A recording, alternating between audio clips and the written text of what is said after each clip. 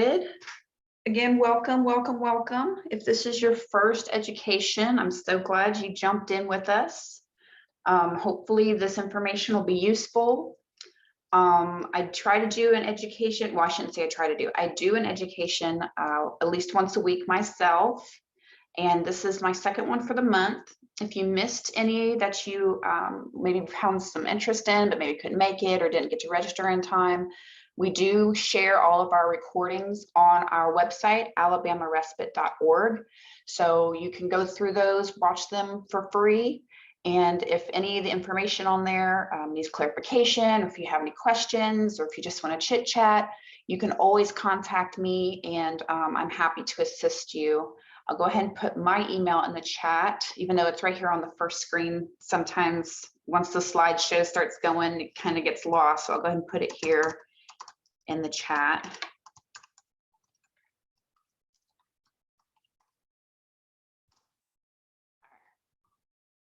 So today we're talking about distressed and dutiful, caring for difficult aging parents. I wanted to do this topic because I know with certain diagnosis or even just certain family dynamics, caregiving for an aging loved one, an aging parent can be very difficult. Even if you're not caring for an aging parent, there's still some information in here that could possibly be helpful for you as far as dealing with maybe when your loved one does get a little more stubborn or difficult with their care needs being met. And so hopefully I can give you a little bit of info to give you that, give you some confidence to move forward, setting boundaries and making your job a little bit easier with just a little bit of information. So I do want to point out today that our presentation will discuss toxic family dynamics, including physical, mental, and verbal caregiver abuse. Now, when I say caregiver abuse, if you look up caregiver abuse online, it always will give you information about the caregiver being abusive towards the care recipient. And today we're gonna reverse it. Okay, so this is when the caregiver is being abused by the care recipient. Okay, so we're going to talk about that today. And I just want to put that little warning there because sometimes these conversations can be difficult. And I want to be very mindful of your feelings and your sensitivities. Maybe some of this information could be a little triggering to you. And so if that's the case and it's just a little bit much for you, that's okay. If you need to log out, and you want to talk to me about it later, that's totally okay. I don't go into too much detail, but you know, everyone's on a different journey, everyone's in a different spectrum of their lives, and so I don't want to assume anything. So that's why I put that sensitive content warning just in case. So let's go ahead and get into it. So what is caregiver abuse? So there's two kinds of caregiver abuse. There's unintentional and intentional. So in some situations, seniors are the ones who become emotionally or physically or both volatile with their caregivers. Elders can react poorly to their increasing dependence on others, and therefore they might express nothing but resentment for their caregivers, right? They're taking out all their frustration on you. And if there were previous issues within the relationship, they can be magnified due to the added stress of caregiving and their declining health. Oftentimes, there's already a history of domestic abuse or maybe narcissistic behavior with your parents and yourself, and it only intensifies with the pain and frustration of illness or disability. And to make matters worse, neurodegenerative diseases like Alzheimer's disease and other forms of dementia can cause changes in behavior, changes in their mood, changes in agitation, poor judgment, and even violent reactions in some situations. So we're going to try to distinguish the difference between intentional and unintentional abuse. So unintentional abuse is when a senior engages in abusive behavior, like lashing out verbally or even physically when they feel threatened. But we don't really consider that abuse because the senior is often not aware of what they're doing and their behaviors can be diagnosis related. So they're not trying to be abusive, they're just reacting. Maybe they're confused, they're unsure of their surroundings, and so they feel the need to defend themselves. That's unintentional abuse. Intentional caregiver abuse often takes the form of manipulation, verbal and or emotional abuse, and sometimes physical abuse. The abuse is intentional to the extent that the senior is aware of and responsible for their own actions. Okay, so that's the difference. If it's unintentional, they're not trying to be abusive, they're not trying to be difficult. That's just the stage of their disease or the illness that they're in. But intentional abuse usually stem from relationships that prior to the diagnosis, prior to the decline in health, there might have been some abusive dynamics there already. And the illness or the discomfort just exacerbates that already established dynamic. So it's very common in some courses of their illness that people with dementia will become verbally abusive and maybe even physically abusive later. It's because you're trying to provide care and they're resisting that care.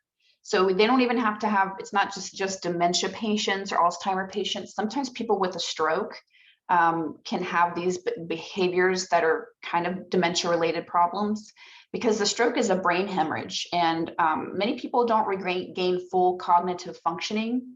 They have memory loss and problem behaviors, and at times can engage in abusive behavior. So if the behavior is relatively recent, maybe they got maybe they have a urinary tract infection. Maybe their medication and dosages are a little off. Maybe there's some new pain or new health issues that are cropping up that is causing maybe a sudden onset of abusive behavior.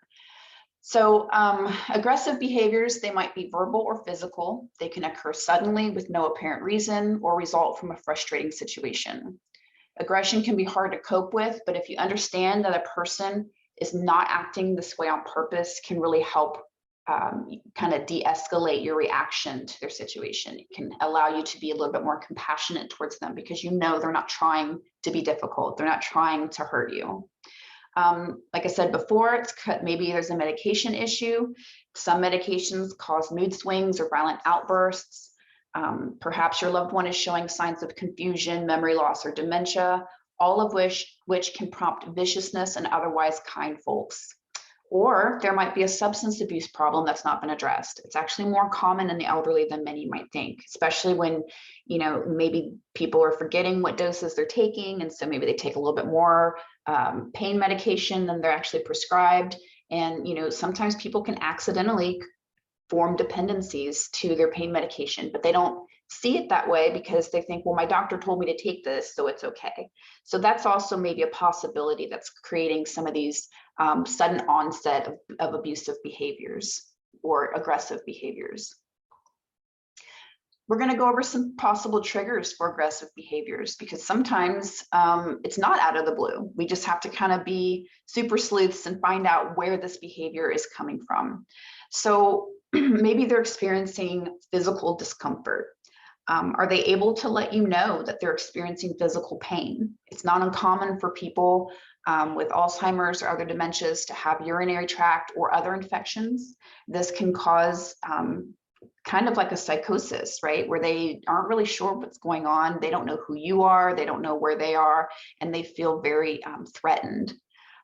So when they have a loss of cognitive function, they might be unable to actually articulate or identify the cause of physical discomfort. And so they might express that through physical aggression, okay? Are they tired because of inadequate rest or sleep? Are they hungry or thirsty? Are medications causing side effects? Okay, so physical discomfort, those are some examples that maybe are creating some of those outbursts. Environmental factors. Are they overstimulated by loud noises, an overactive environment, or physical clutter? So large crowds or being surrounded by unfamiliar people, even if it's in their own house, can be overstimulating for somebody with dementia or Alzheimer's. Do they feel lost? Consider the time of day when making appointments or scheduling activities. So most people function better during a certain time of day. Typically the mornings are the best. So if we consider the time of day when we're scheduling activities, we know maybe that this isn't something that they're comfortable with, or maybe they're going to be more difficult in the afternoon or the evening. So choosing times when you know that your loved one is going to be the most alert and best able to process new information can help you with some of those behaviors. Lastly, maybe there's communication issues. Maybe your instructions aren't as simple and easy to understand as you think they are, especially if your loved one is experiencing some sort of confusion. Maybe you're asking too many questions or making too many statements at once, so they're not able to process what you're saying, which also leads to more confusion, which also leads to more fear, which could lead to more aggressive behaviors. And sometimes they could be picking up on your own stress or irritability, right? I know we all have that, antenna that we kind of can acknowledge when the energy shifts in a room with somebody. And, not to say it's your fault or anything by any stretch of the imagination, but, we all pick up on the energies of other people. And so maybe they're picking up on your own stress. If you haven't taken time for yourself, if you're feeling burnt out, your loved ones can pick up on that, and it can change the way that they behave. So how can you respond? So you guys probably all have a bag of tricks already. Some of these might be in there, but if not, here's a good little list to kind of help you guide through that reaction versus response. So we're looking for a response to behavior, not a reaction to the behavior. And the difference is a reaction will almost be like a gut instinct, like a gut reaction. You might lash out, you might, raise your voice, things like that, say things you don't mean. That's a reaction. So we want to respond, which means we take time to think about what's going on. We take time to try to understand why they're behaving that way, and we adjust our reactions accordingly. So first thing we need to do is try to identify the immediate cause of the behavior. So think about what happened right before that reaction that maybe triggered the behavior, okay? Rule out pain as the cause of behavior. Pain can trigger aggressive behavior for a person with dementia. Like we said before, maybe they've got an infection, maybe their body's aching and they can't communicate that to you. Maybe they've got a headache, maybe they're tired or hungry, okay? Focus on the feelings, not the facts. So rather than focusing on specific details, consider their emotions, right? How are they feeling? Look for the feelings behind those words and actions. Like maybe they're frustrated, maybe they feel lost, maybe they feel scared. Next, easier said than done, don't get upset. Be positive and reassuring and speak slowly in a soft tone. It's, like I said, easier said than done, but I think if you can determine that their behaviors are not intentional, it can be a lot easier for you to de-escalate because you know that they're not attacking you. This is just the situation that they're in. And speaking slowly in a soft tone, if they're ramping up and then you ramp up, they're just going to keep ramping up and it's just going to escalate. So you guys can feed off of each other's energy. And so if you realize that that's the situation you're in, then you can start to pull your energy down and they'll follow suit with you. Limit distractions. So examine their surroundings and adapt them to avoid similar situations. So like we said before, maybe the house is too, cluttered, or maybe there's too many people there, or maybe there's, just a lot going on that they're having to focus on and their brain's having to pull in all this information and it's getting frustrating for them and it's getting overwhelming for them. And so that could cause some aggressive behaviors. Trying a relaxing activity that's going to be good for you both, right? You can put music on, you can maybe ask if they want a massage, exercise, whatever they can do to help soothe them, to help maybe even distract them. That can be very helpful. Shifting the focus to another activity, kind of the same. The immediate situation or activity might have unintentionally caused aggressive responses. So try something different. If you're trying to get them dressed and, it's not working for you, maybe just step away and find something else for a little bit if you can, and I know sometimes it's hard to do when you have a time crunch, maybe you have to get to a doctor's appointment or whatever. So of course, be reasonable in this. You don't want to completely put your whole day off, but we definitely want to try to maintain calmness and gentleness as much as we can in an unintentional abuse situation. And then finally, ensure safety. So make sure that you're both safe. And if they're unable to calm down, you can seek assistance from others. So if there's an emergency situation, you can call 911, okay? But make sure you tell the responders that they have dementia or another diagnosis that causes them to act aggressively, okay? Because the more information they have before coming to the scene, the better equipped they are to respond appropriately, okay? So now we're going to shift gears and we're going to talk about intentional abuse. So intentional caregiver abuse often takes the form of manipulation, verbal abuse, and or emotional abuse. The abuse is intentional to the extent that the senior is aware of and responsible for their own actions. So this is somebody who, has most of, if not all of their mental faculties. They are fully aware of what they're doing, how it's affecting you, and they're continuing the behavior anyway, okay? But they might not view themselves as being abusive. A lot of people who are abusive don't think that they're being abusive, especially if it's a parent-child dynamic. Sometimes the parent feels, they're going to be the boss, they're going to be the one in control, and it can present itself in a very manipulative and abusive way. So sometimes this type of abusiveness might be sudden, but many abusive seniors were that way throughout their life. So if your mother was emotionally distant and manipulative when you were a child, she's probably still the same way as a senior, right? Most people don't have an epiphany, later on in life that, oh, I should have been doing things differently this whole time. So there's a good chance that that abuse has been a consistent thread throughout your relationship. Some of you might be adult children who have had historically toxic relationships with your parents, and now you're in a position where you have to make care decisions for them, and that can be very difficult. Aging and the problems that come with it will often make a toxic parent even more intense. A frail parent may no longer be able to lash out physically, but losing that control can make their tongue an even stronger weapon. So if you were raised by an abusive, addicted or neglectful parent, you know that society is expecting you to take care of mom and dad by default, right? Some of you might have strong religious beliefs about honoring your parents, no matter what kind of childhood you might have endured. But then there are some of you who feel like you just can't provide the emotional and physical care for your aging parents without incurring additional trauma to yourself, right? So that's kind of a sticky situation to be in. You want to be faithful, you want to be dutiful, you want to provide care for your loved one, but it's at the expense of your own mental well-being, right? You've grown up with maybe an abusive parent, and they are still abusive, and they are more demanding, and they're more vindictive than they ever were. That's really difficult to endure, especially if you're part of the sandwich generation and you're taking care of mom or dad, and you're also taking care of kids, and you also are working. I mean, that's a lot.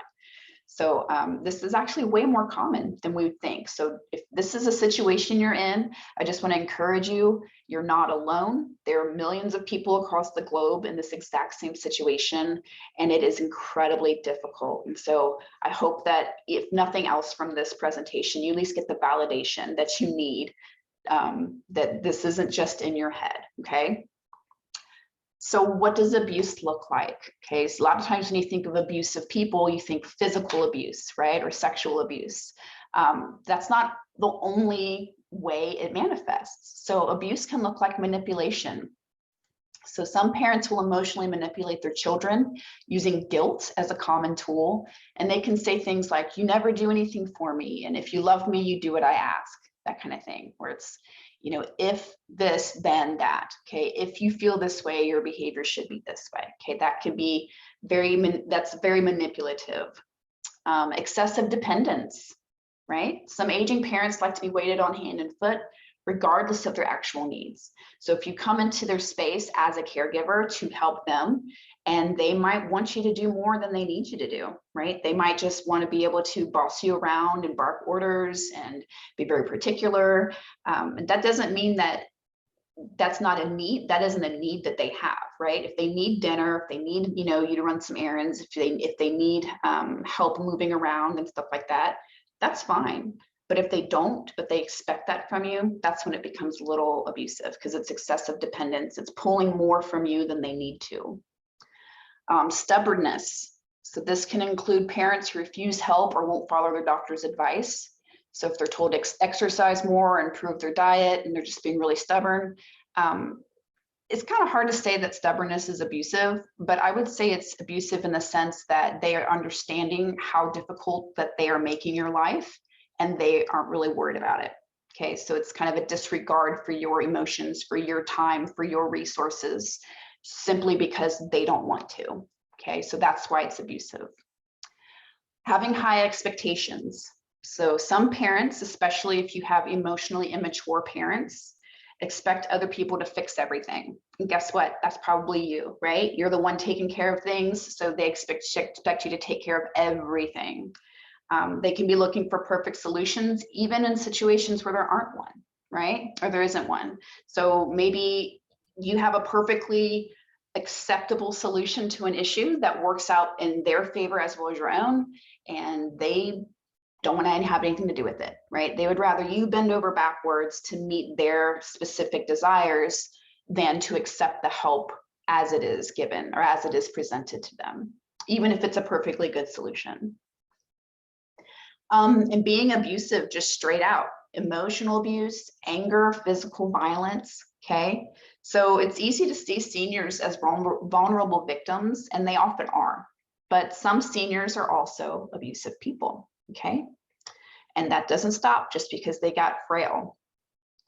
Finally, it can look like gaslighting. So when someone gaslights you, they're devaluing your experiences, acting like what you feel isn't relevant, and refusing to take responsibility for what they're doing. So an example of gaslighting would be, you know, Mom, when I was trying to help you to the restroom, you were, you know, maybe refusing to move and you ended up soiling yourself. And then they say, well, this was your fault. I wouldn't have done that if it weren't for this, or I didn't do that on purpose, that kind of thing, okay? It's when you see the truth one way and they make statements or they have behaviors that disregards how you see things or how you feel, okay? That's what gaslighting is. So a difficult elderly parent won't show all of these behaviors, and they won't show them consistently. There may be many good moments which can make the problems hard to spot. To make matters worse, some difficult parents are only this way around their caregivers or close family, and they may seem perfectly reasonable to other people. And that's another component to the frustration, right? Because you can say, well, Mom is so mean, or Dad is so mean, and people around you go, what? No, surely not. Maybe you just read it wrong, right? And that further invalidates your experience. And it's very natural for adult children to love their parents and want to ensure the proper care for them as they age. The little kid inside most of us still wants our parents' approval, right? And when we're denied validation as adults, it hurts. And if you've had a difficult childhood or a troubled relationship into your adulthood with them, how do you care for an abusive parent without getting additional psychological harm, right? How do you provide adequate care, even if their ongoing criticisms and abuse is just never going to end? Well, the answer is my favorite word, boundaries. I love a boundary, and boundaries are one of those things where if we set a boundary with somebody, we might feel like we're being cruel. We might feel like we're taking something away from them that they need. Maybe we feel selfish, maybe we feel guilty, but I'm here to tell you that all of that is unnecessary. We do not need to be afraid of boundaries, because boundaries are healthy, not just for you, but for the people that you love and care about as well. Okay, so I'll just read these little things I found on the internet that I thought were really useful. So what is a boundary? A boundary is a definite place where your responsibilities end and another person's begin. Okay, it stops you from doing things for others that they should be doing for themselves. A boundary prevents you from rescuing someone from the consequences of their destructive behavior that they need to experience in order to grow. So if you're thinking about setting boundaries in a caregiving situation, I know that there's a lot of things that your loved ones can't do on their own, right? And that's okay. I'm not saying set boundaries to where you're like, Mom, I'm not doing anything for you, right? But if you know that, you know, like we were talking about simple solutions before, if you have a simple solution for something that works well and they are not happy with that, boom, here comes the boundary. Okay, well, I'm glad you expressed your feelings, Mom, but this is the way things are going to be. That's a boundary. Okay, it doesn't mean you're neglecting her. It doesn't mean you're throwing her overboard to fend for herself. Okay, that just means that you don't have to bend over backwards. You don't have to go outside of your comfort zone to provide a preference for somebody. Okay, you're still meeting their needs, but maybe not in the exact way they want, and that's okay. Okay, that's on them. You set that boundary. Your responsibilities have ended and theirs begin. Setting boundaries is a way of caring for myself. That's a really good affirmation for people who are new to setting boundaries, okay? Setting boundaries is good for you. It doesn't make you mean, selfish, or uncaring because you don't do things their way. And I care about me too, okay? So if you find yourself struggling with caregiving decisions for a family member with whom you have a complicated relationship, you are not alone. And you're not a bad child or an uncaring person for going back and forth on that issue, okay? That's normal. It's very confusing. Many people are hurt most by their inability to set and maintain boundaries with their care recipients and other family members. So yeah, maybe your dad would love to continue to live with you and make your life hell with his criticisms and his demands.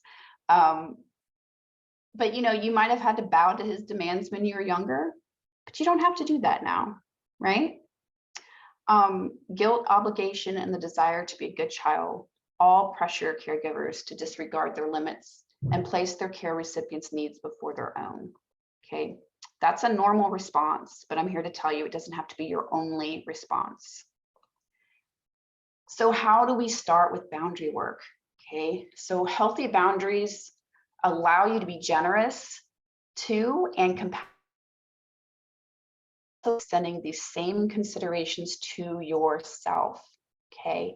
Learning to say no is a move of empowerment for yourself. Okay, it's not a punishment for the other person. It's a gift to yourself. So with practice, you can negotiate and compromise to accommodate your loved one's wants and needs while still prioritizing what you're in your own life.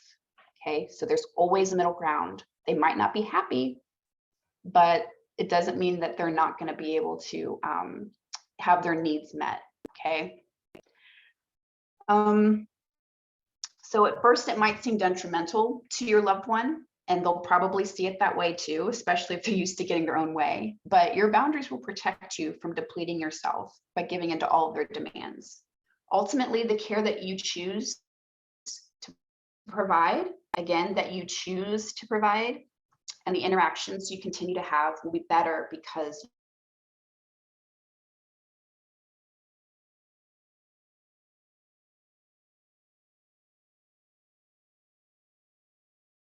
elderly parent can be difficult.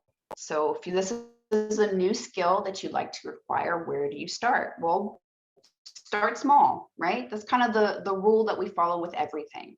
We start with small steps and we validate our efforts when we see positive results. Okay, so maybe it's, you know, maybe you brought mom a plate of food and you know, she doesn't want to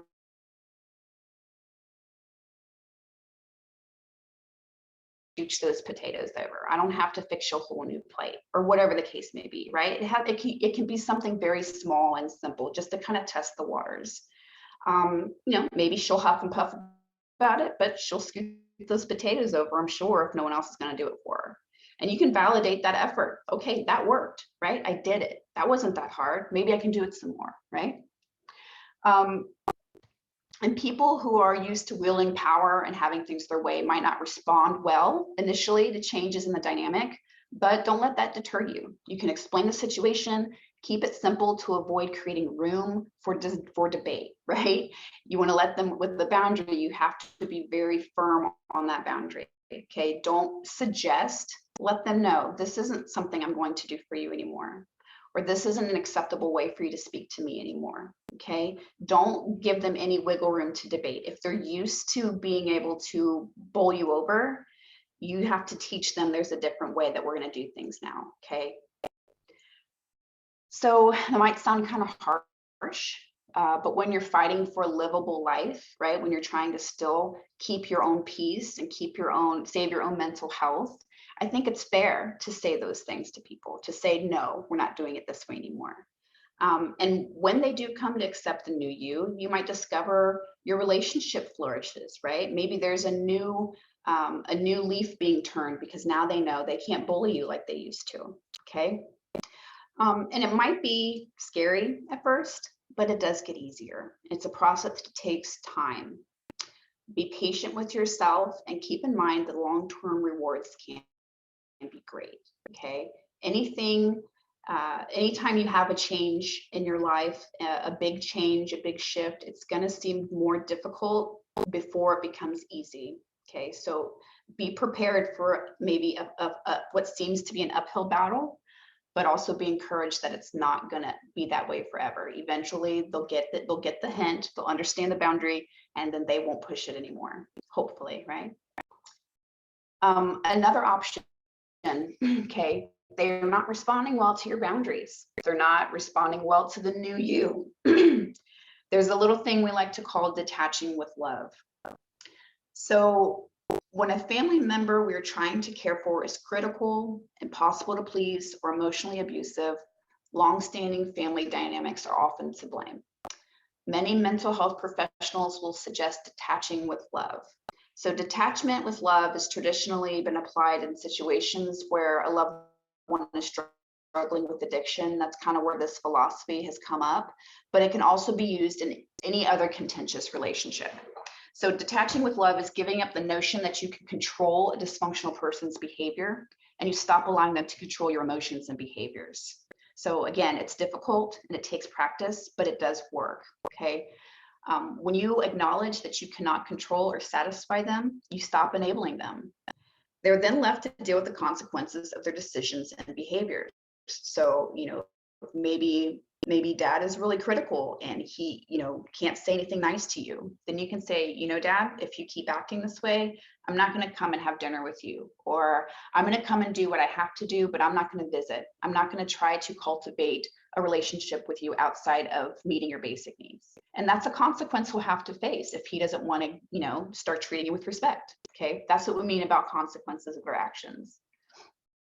So conversely, a person who's been pushing your buttons will start to see that these old triggers no longer elicit the desired reaction, right? Like making you anxious, making you feel fear, making you angry, okay? That's not working anymore. And detaching with love means that you affirm your love for that person, but you also make it clear that you're not tolerating being manipulated with fear, obligation, or guilt anymore. So this is a strategy that's about self-preservation and choosing not to participate in problems that are not yours than it is about tough love, okay? So you can still care for your parents, you can still care for your difficult loved ones, but not have to be in that stew all the time, right? You don't have to be marinating in their discontent, okay? You can step away and still provide adequate care for your loved one. So some takeaways from today. If you don't remember anything I said, try to remember these things. Abuse endured by caregivers is way more common than you would think, okay? Not everybody who is in a frail physical situation is frail in a frail mental situation, and they're very aware of their behaviors and your reactions to them, okay? And this happens way more than you think. Abuse can be unintentional and diagnosis related. Always lead with compassion, especially self-compassion, okay?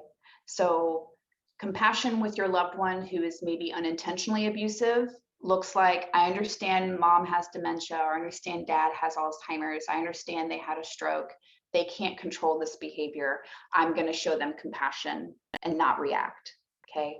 And self-compassion happens when the abuse is intentional, right? Where you say, this behavior isn't really about me, it's about mom, it's about dad, and how they view the world, how they view themselves. And you can have self-compassion to step away and set boundaries. Setting boundaries will not harm your loved one as much as they might say it will, but not setting them will definitely harm you, okay? Absolutely. And prioritizing your own well-being allows you to be a better caregiver, right? And that's the goal. We want to be as good to our loved ones as possible without completely hollowing ourselves out in the process, okay? You can do both, I promise. So here are some resources. If maybe the situation you're in is too much, okay?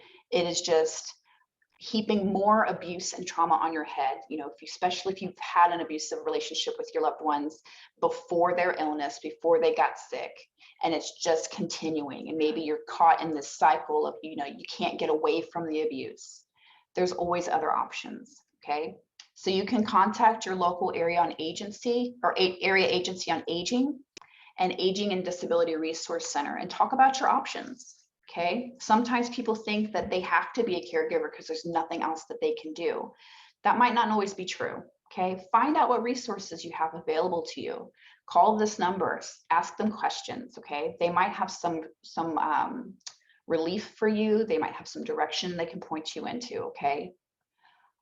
Again, you can do the alabamaageline.gov. That's online. You can get information about Medicaid waiver programs and others dedicated to helping seniors and their caregivers. Okay, so you don't have to carry this weight alone. And I know we offer the Respite program and it helps to get breaks.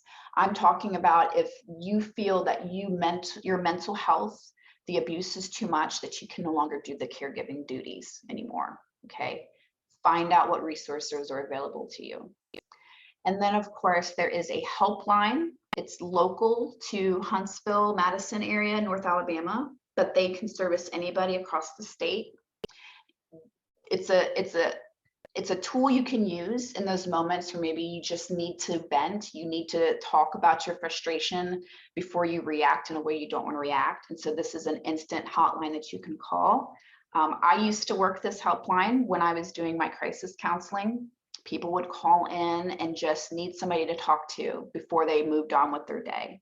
And so the people that are there are trained in, they're trauma informed, they're crisis counselors, and they are 100% confidential. They don't, take notes. They don't keep track of who's calling or anything like that.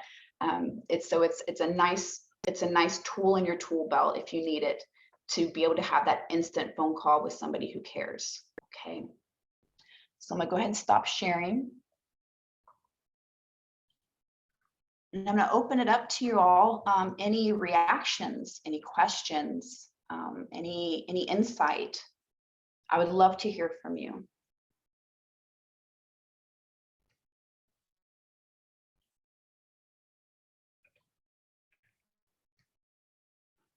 Hey, yeah, hey, Jenny, I have a comment. My mom, well, I have a problem with my mom. Like when she goes and sit on the commode, she will sit for hours. And like when it's bedtime, and I have to put her CPAP on her. So I'm ending up waiting on her to get to bed. And also, when I fix her meal, I have to wait on her because she's on the commode. She won't get up. It's very frustrating. Now, is she just having difficulties finishing what she needs to do in there, or is she just staying in there to frustrate you? No, I don't think she meant to do it to frustrate me. She just thinks that she has to use it. And I mean, she's, I don't know, she has dementia. Right. And I just get frustrated because I tell her that she needs to get up.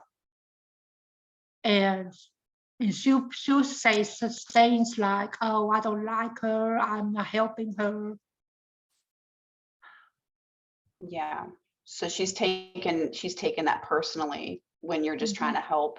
Yeah. Yeah. So let me ask you this, Angela. Is there a possibility that maybe she's suffering with the UTI? Because sometimes if you have an infection there, it makes it, it stimulates that bladder muscle to feel like you have to use the restroom.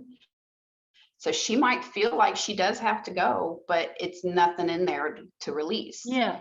So do you think, have you maybe brought that up to her doctor to see if maybe she's feeling some kind of unnecessary stimulation because of an infection?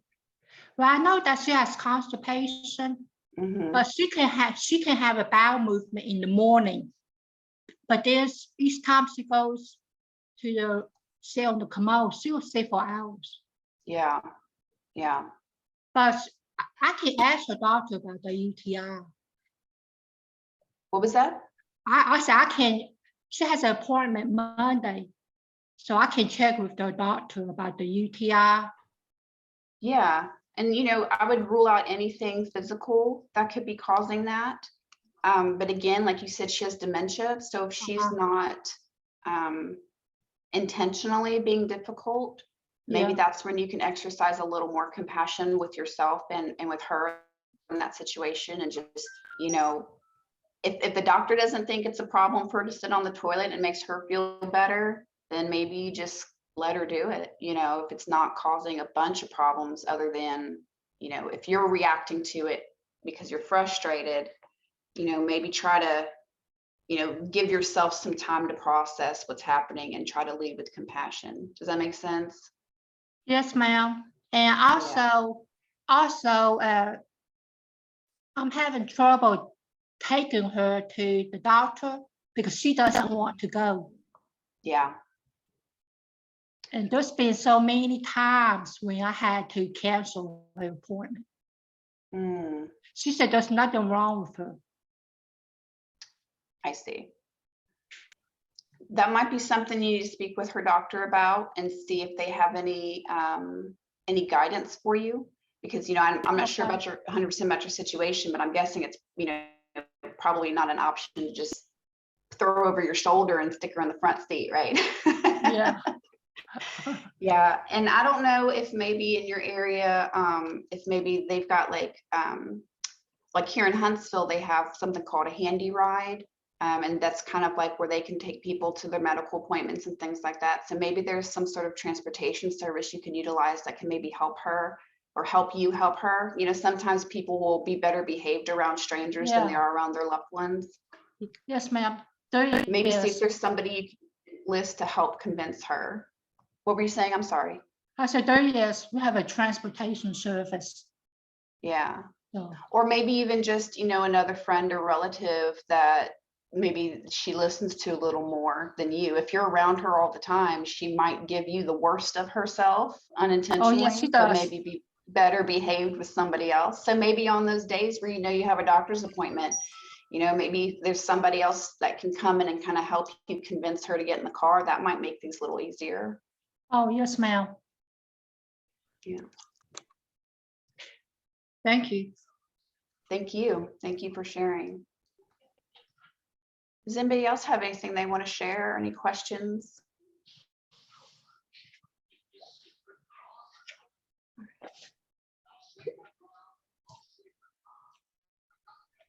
Well, hopefully you found this information useful. Again, if you need anything from me, if you need soft supports, if you need to call, you know, you just want to talk on the phone, we can schedule a care chat. Feel free to email me. I am available Monday, Tuesday, Thursday, Friday from 8 to 4:30, unless I'm traveling. But I definitely want to be there to help, you know, maybe bridge the gap between, you know, maybe some stress you're feeling and acceptance or whatever else you need. And sometimes just talking to somebody can help you kind of map things out in your mind, you know, how you want to do things, how you want to go forward. Anything else before we go? What is that telephone number again? Oh, for my office? Yes. Oh, for the helpline. I don't know which one would I call to talk to you. Oh, to talk to me, it's 256. I'll put in the chat 859 8300. Oh, that's the same one. Okay. Yes, ma'am. Yep. And you just ask for me, Jenny, and they'll patch you through. Okay. Yeah. And so if you want to schedule a care chat with me, feel free to email or call and we can schedule one. Sometimes you can just call and I'm available, but I'd hate for you to call and have me not be around. So if you can schedule one, that would work best for me. But again, if you just need to pick up the phone and call, this is straight line. This line goes straight to your office, or will we somebody else? It rings throughout the entire office, but it's either myself or maybe 2 or 3 other women that pick up. So if you just call and say, I'd like to talk with Jenny, they'll transfer you over. Okay. Yeah. I'm not sure if it asks for a direct extension or not, but if it does, let me see if I can figure out which one mine is. Hold on. Okay, so my extension is 113. Okay. Again, I know it's hard to think about setting boundaries with your loved ones, especially if your role in their life right now is to care for them and to meet their needs. But it's also incredibly beneficial to both of you involved to have those boundaries so they know what behaviors are acceptable, what behaviors are not acceptable, okay? You're allowed to set those boundaries with people, even if you are their primary caregiver.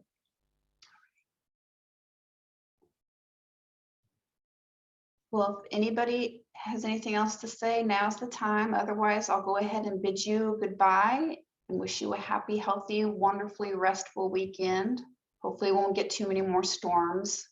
Mm-hmm. They've been pretty bad up here. I don't know about the rest of the state, but here it's been pretty intense. Well, thank you again for joining me this morning. I hope you found the information useful. And as always, the recordings are available on our website. If there's anything you want to go back and look at any of those slides. What did we talk again, about? Pardon? What, I missed the first session. What did you talk about? Same thing as today, or was it? Oh no, I do. Every session is something different.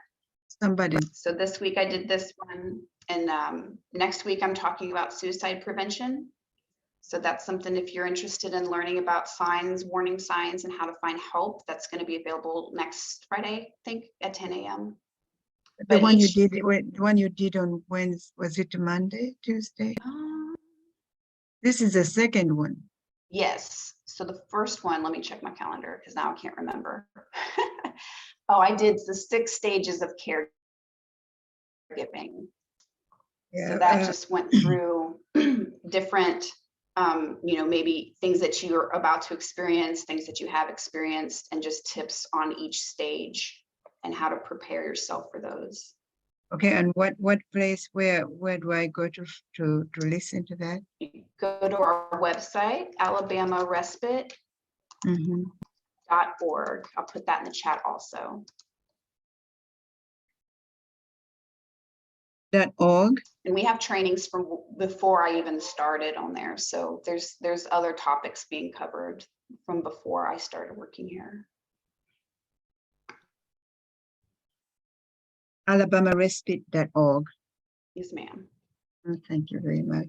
And again, if you haven't already, please put your email address in the chat so I can take attendance and send you all a post survey so you can tell me how things went, how you feel about the education, and any type of feedback, good, bad, or ugly. It always helps me to improve.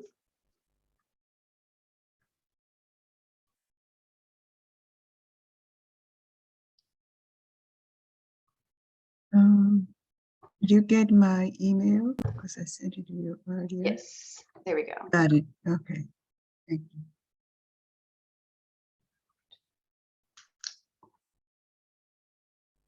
All right.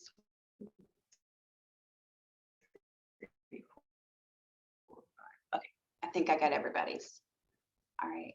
Well, thank you again. And I hopefully will see you all in the next one. Oh, and also we do have a monthly caregiver support group via Zoom if you're interested. I know Mr. Gibbs has come to a couple, and I think Angela maybe has as well. This week or this month, we're going to place categories. So our support group is more about socializing and having fun. And so I've prepared a little game for us to play. So if you're interested in, you can log in, or sorry, you can go to our website, register there. All right. All right, everyone. Well, you have a wonderful weekend. Stay safe, stay rested, stay well. Okay.